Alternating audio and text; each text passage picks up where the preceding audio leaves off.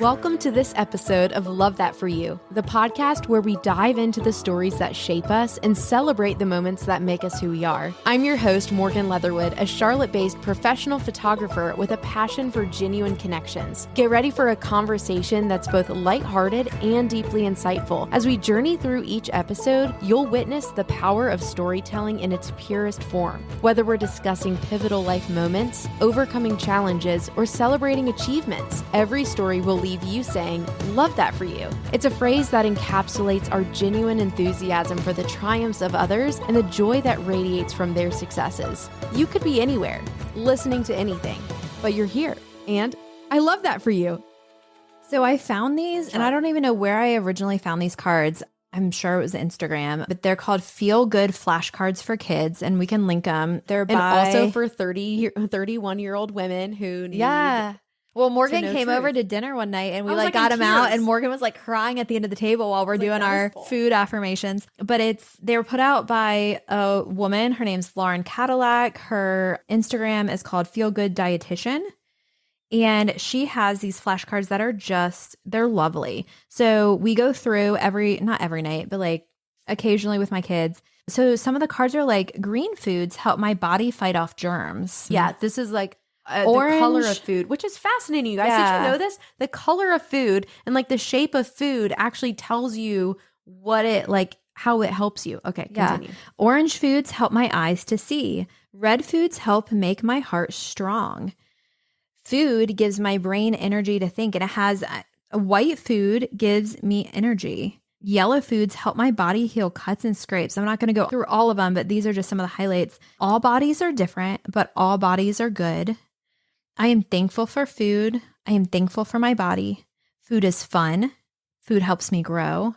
I'm allowed to eat foods that nourish my body.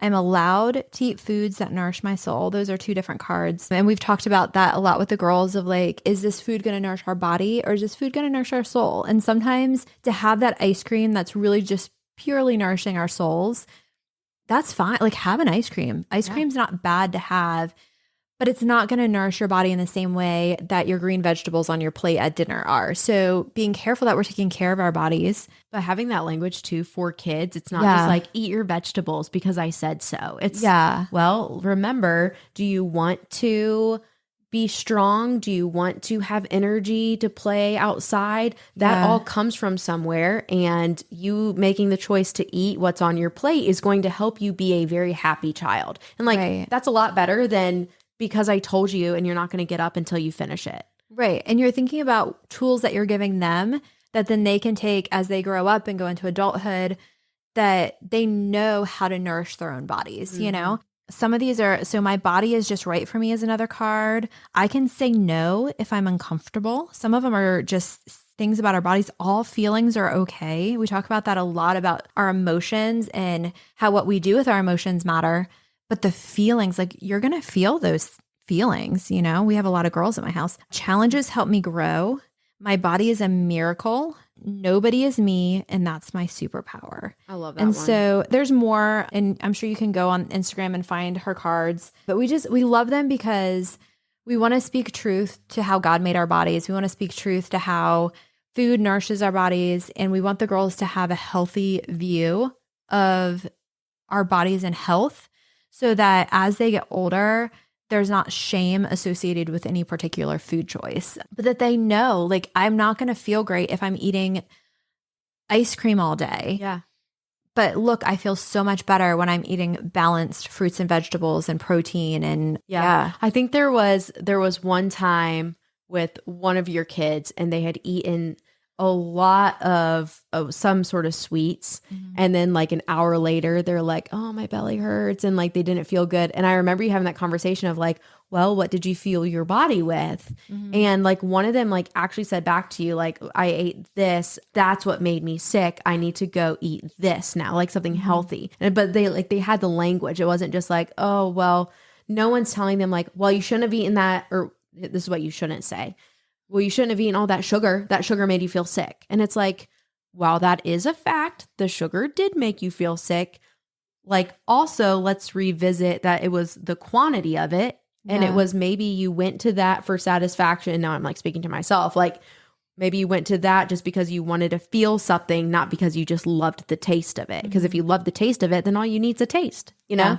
I think that's so important in like giving language to what each one does and how it's all good for either your body or your soul. And we need both. Yeah. We need both. Yeah. So, and that was the whole, to take it all the way back around to our previous episode talking about Disney and being on the Disney cruise. Because one of my friends had asked me, how do you navigate your everything going on with your health with all that food that Disney gives you? And it's like, well, the same way I do in my real life. All food is good for my body or for my soul. And I'm going to, in moderation, enjoy it. Yeah. And that is sustainable for me, at least. That is sustainable. Yeah. Yeah. I think it gives you tools too to make good choices. Yeah. You know, we talk about choices all the time in my family, and we get to make choices about what we eat. We get to make choices about, you know, clothes that we put on or different things like that. And realizing that we can make healthy choices helps them know that they're in control of how they feel when they eat those certain foods. Yeah. What's next on our list? I feel like we're just I was gonna just talk about like how we talk about our bodies and how we talk about body size and how acknowledging that our bodies are strong, but also realizing that in a broken world, people will have sickness and disease and cancer and broken bodies. Yeah. Do you want to talk about what Charlotte said? Do you remember that? What Charlotte said when we looked at those pictures? There was a picture in I don't know if it was Time Hop or what it was, that we were comparing a picture from, it had been a year ago, a picture of me. And then the picture that was like the current it was you and me in a picture. Do you remember what she said about that? I remember it. I don't remember enough to say back. Didn't she like point to something completely different about you? Like, well, so we were looking at the picture and Morgan and I were both like, like you first kind of like, it takes your breath. It was a side by side. It took our breath away because we had lost a lot of weight at this point. And I was curious what she was going to say. And I kind of like had tilted it sideways so Charlotte could look at it. And she's like, oh yeah, you guys look a little younger. Bless that child. Like, that's what she saw. Yeah. Yeah. And here's the thing. The innocence of that child who has been intentionally taught to love her body and to eat right foods, like you did that. Like, there are children who would have seen that and would have spoken words that were not life-giving. Yeah. And would have made, and you know, like, so I do think that a lot of that is your parenting, which I think is fantastic. But also there is a level of innocence in a child that she just saw the beauty. Like, I was thinking she would have said something and she probably would have been like, oh yeah, you're wearing glasses in that one and not in that one. You know, like it just would have gone way over her head of what we were talking about. But here we go. I'm going to talk about the Barbie movie. This is what I loved so much. There were so many elements of that movie that I just thought were beautiful and so well done. And it was the scene where Barbie is sitting next to, she's in the real world and she's sitting next to the elderly woman. Yeah. And she looks at her and literally starts crying and tells her that she's beautiful because she had never been in the real world before. She'd never seen aging before. She didn't know what that was, but it was different than her. And her immediate reaction was, you are beautiful. Yeah. Like, that is so pure. And like, I don't even know. Like, that was so pure. It gave me chills. I cried at multiple times in the movie. That was one of them. Yeah. Just thought it was beautiful. Like, there is nothing wrong with wrinkles. There is nothing wrong with gray hair. There is nothing wrong if you are healthy and you are living a healthy life. There is nothing wrong with having extra cellulite on you. Yeah. Like, there's nothing wrong with stretch marks. There's nothing, like, you can still have all of those things and be healthy. Okay. And I feel like we forget that sometimes. Yeah. But at the same time, if you want to go get that Tox Girl, get it. I just got some a couple weeks ago. Okay. I got mine today. Oh, you look great. Yeah, and we can link to who we use in the show notes. And if you want to cover your hair, your grays, do it. I do it. I'm only 31 and I do it. Guys, I got so much gray. My point is, I'm not finding my identity in my wrinkles and my gray. Like, it's not a shaming thing for me that I want to cover it. I don't feel self-conscious when I have it. Yeah. But like, if you want to cover it, fine. But I think it's the thing beneath the thing. What is your motivation behind why you're doing it? And I think how we talk about it, because if we're raising another generation of girls and they're seeing that what we value, like we're telling them, oh, we value these things, but then also we're pointing out all the flaws in other people and we're not valuing people in our lives that are integrity. Character. Yeah, we talk about this all the time, the charisma of our character. Like, Our world is inundated with people with charisma. They're outgoing, they're up in front of people, they're the motivational speaker, and then they're horrible characters. Like they're not people you want your children to emulate and follow. And so showing them that character matters more than whether your hair is gray or whether you have wrinkles, and how you choose to deal with that is your choice. But how we talk about it is important, and valuing human beings and talking about bodies in a way that's respectful of that human being. And no matter what size they are, no matter what ability or disability that they have, like those are humans and they're made in God's image is how we believe, because we're Christians. And I think that that's important that our kids see that, and that how we take care of our bodies is important too. And I think being a good steward of your body doesn't mean that you have to have, you know, you're spending hours a day in the gym and you're doing all the things. It's not vain. Right. But you're just taking care of it. You're eating well, you're making good choices, you're fueling your body with energy to live a life. Yeah. There are several verses in the Bible that I feel like say exactly that. Like one of which is like, obviously going to paraphrase it, but like our bodies are of little weight compared to the eternal glory of like living for God. Like that is what's important. But then there's also a verse that says that our body is a temple, and that God has created us. We are fearfully and wonderfully made, and that we have a purpose. So if we are choosing not to take care of ourselves, then we are not going to accomplish God's greatest purpose for our lives, which are going to give us the most joy and give him the most glory, which is ultimately the most important thing. So that, I mean, that's a huge driving factor for us. It's like, and on this side of eternity, we won't have everything perfect. We're not going to have perfect bodies. We're not going to have everything together. We're not perfect right now.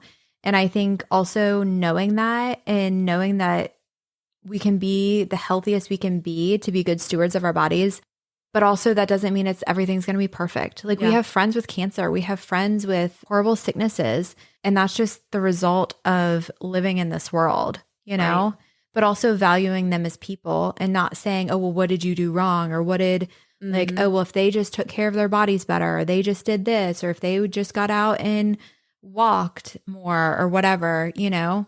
Yeah. I think that's really important, because our kids are seeing that. They're hearing that. They're watching our interactions and our conversations. Yeah. Yeah. I think so too. I think that's so good. And like, I don't know if there was like a moral to everything we've talked about. I don't know if you have one. I would maybe say mine is like, you can't just look at a person and say whether or not they're healthy. Like it's so much more than that. And I'm talking physically, mentally, emotionally, spiritually, like really it's on the inside and how the inside's working that is going to reflect like your true, like how you're actually doing. So I'm just proud of us for doing the work that we've been doing, and also still valuing like we are more than this, you know, like we are not, and we shouldn't find our identity. I think all of that is so good. Do you have like I'm going to ask you first, do you have like a moral of the story from all of this? I just feel like we've gone on so many different tangents. I didn't even talk about my recent diagnosis. Should I get into that? Do you want to talk about it, or you want to save it for another one? Ooh, I don't know if I have it in me for another one. I'll overview it. Like I'll say it, and then if we want to dive deeper, if people have questions, they can totally jump in. But I was just going to say, like, I am proud of us for the work that we've done for wanting to lose weight. We can be honest about that. Like, we really wanted to lose weight, but we wanted to do it in a healthy and sustainable way. And I think that for me, like, that's the moral of the story, is like healthy and sustainable. And like, so while we were going through this process, for me, I'm like, okay, well, how am I maybe unhealthy in other ways that I need to just do a little checkup on? And Lauren was like, well, I've been telling you this for years, but I'll tell it to you again. And for me as a business owner, which is probably why I am a business owner, honestly, and just like being creative and like being more of a free spirit and not being contained, is I was recently diagnosed with ADHD, and I have been taking Adderall for almost 3 months, 2 to 3 months I've been taking Adderall, and it has been a game changer. So this is me now. I'm just on all the meds, but but seriously though, I have seen so much positive change, like in me personally and in my business, and we can chat all about ADHD. I know I have a lot of friends who like are in the same boat, and so that's really great that I've been able to like get encouragement from and talk to, especially as a small business owner. But yeah, it's just like, hey, and this was something I'm sure I brought up to you on the phone of like, I'm really struggling that I can't get this done, or I can't stay focused, or I have like 20 ideas and I can't finish any of them. And then you'd be like, well, we've been telling you this since you were 7, but I don't think I said it quite like that. But. Yeah. Well, the doctor did. Apparently the doctor told me when I was 7, and no one told me that the doctor said that until I was 31. So your girl went to a psychiatrist who said, honey, yeah, we'll help you out. So that has been great. So all that to say, shout out to my friends Miranda and Kristen that have a podcast called All That to Say. I have had a lot of help from that too. So both of those medications, that has been a big part of my just wellness. Yeah. So to summarize, like we're on our maintenance side of our weight loss, of Mounjaro weight loss journey. So for me, that looks like I'm on the minimum dose. I'm taking it every couple weeks at this point. I'm really not taking it often. It's just kind of a maintenance thing to see how I do, how everything goes. I think you're the same, very similar. And so at this point, we're just maintaining. That was a question that people had asked, like what happens when you reach your goal? And I would say we both reached our goal. Yeah. You reached your goal. Yeah, I reached my goal about April, I think. Tell the people what your goal was. My goal was 100. Woo! So I lost 100 pounds. I lost 100 pounds. So yeah. And then I am just maintaining. I'm just like floating like up or down a pound or 2. Yeah. Not doing anything different, just decreasing. I've decreased now all the way down and just kind of spreading everything out. And the goal is just to maintain the weight loss. So at this point, I think our endocrinologist said he wants us to stay where we're at for about a year before we like make any definitive plans. But hopefully we can just go off the medication. We'll see. So much of that is dependent on like, has the medication fixed our body to work the way it should when we're not on the medication? And how's our body going to respond as we're decreasing the dose? How are we going to, all of that goes into it. So some people's bodies just losing the weight is significant enough that they're able to kind of have a reset and their metabolisms are able to recover and be healthier. Yeah. Some people, especially if there's a genetic component, if there's other things going on, it may be something that they have to maintain for a longer period of time, if not forever. But the goal is not, at least not for us, was never to get tiny or like to a certain size or a certain weight per se. Hitting 100 for me was really my ultimate goal was about 95. And then it was like, well, if I'm going to hit 95, like 5 more and I can hit it, but I'm happy around there. I don't feel like that needs to be so, but being in that maintenance now too, I think we're able to look at other areas in our lives that we want to improve. We want to get healthy. We're able to say, okay, well now I'm really going to focus on, especially since the weight loss, like I want to focus on moving more because I can move my body more and I don't get injured moving my body more. And just getting, I don't know if you had the same thing, but just getting on the Peloton after I'd lost like 50, 60, 70 pounds, like every time I got on it, I had to readjust the bike and like get it reset up and like, but then it feels so different. Like I was literally riding my Peloton yesterday. I was on the phone with my friend Emily Odom and I was like, Emily, I gotta tell you, I'm riding this Peloton right now and I can't even feel it. Like it is crazy. Like just the difference, just that difference of like having that weight off. But it does encourage me to move more.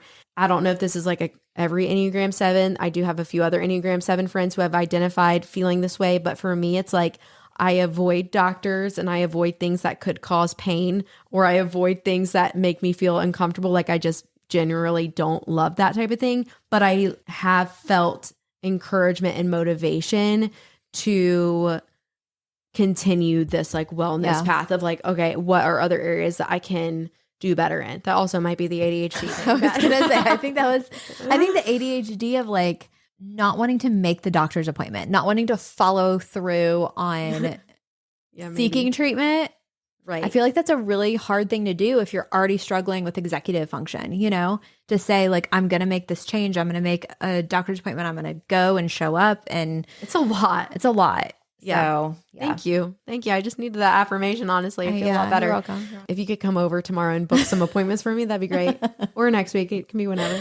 Yeah. Okay. Well, I feel like we about covered it. Is there anything else on your list that we need to go over? I don't think so. Yeah. Yeah. We can link the Feel Good flashcards in the show notes. All the things. Yeah. I feel like I've been more vulnerable than I not planned to be. Like we knew coming into this, it was going to be a vulnerable episode, but I think I'm just so thankful for the people who've cheered me on in my journey that it's made me want to cheer other people on more. So I would love to hear from other people. I would love, you have to be careful with input. Like you don't want to be judgmental of somebody else's choices, but I think it's really important that we cheer each other on and being the healthiest, best versions of ourselves that we can be and steward our bodies well because we only get this one body. Right. That's good. Oof, that's good. And Lauren will be preaching at the 9 a.m. on Sunday. I'm just kidding. All right, you guys, this has been awesome. Lauren, thank you so much for joining me for this episode. It's been so good. Follow us over on the gram, and we'll see you next time. And that's a wrap on today's episode of Love That For You. As always, I want to extend a heartfelt thank you to everyone who shares their incredible story with us. If this story resonated with you, don't hesitate to reach out and let them know. Remember, we're all about celebrating the victories big and small. If you enjoyed today's episode, be sure to subscribe, leave a review, and share it with your friends.